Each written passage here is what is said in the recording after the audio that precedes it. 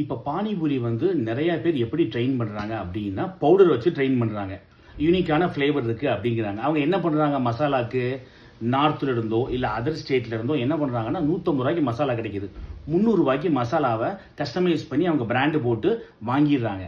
அதாவது கிளாஸ் எடுக்கிறவங்க அவங்க பிராண்டு போட்டு வாங்கிடுறாங்க.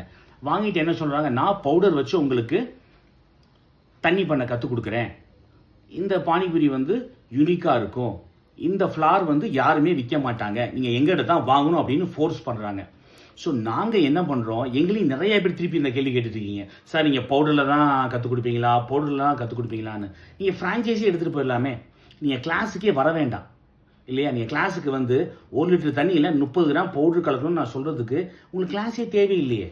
தண்ணியில் ஒரு பவுடர் கலக்கணும், அவ்வளோதான். கிட்டத்தட்ட எல்லா கிளாஸுமே இப்போ சப்ளையர் வேலை தான் பார்க்குறாங்க.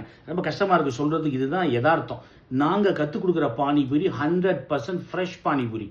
எல்லா பானிபூரியுமே இப்போ எக்ஸாம்பிள் ஒரு மாங்கான்னு வச்சுக்கலேன், ஃப்ளேவரு அம்ச்சூர் பவுடர் போட்டு நான் காட்ட மாட்டேன். அம்ச்சூர் போட்டு எங்கே வேணாலும் கிடைக்கிது, நான் சப்ளை பண்ண கூட அவசியம் இல்லை. அதை கூட ஃப்ரெஷ் மாங்காய் வச்சு தான் உங்களுக்கு காட்டுவோம். அத்தனை தண்ணியுமே ஃப்ரெஷ்ஷாக அடிக்க சொல்லி கொடுக்குறோம். ஸோ சமையல் கலையை கற்றுக்கிறதுக்குன்னு வரும்போது எல்லாத்தையும் நானுமே அஃப்கோர்ஸ் வந்து ப்ராடக்ட்ஸ் வச்சு காட்டுறேன்.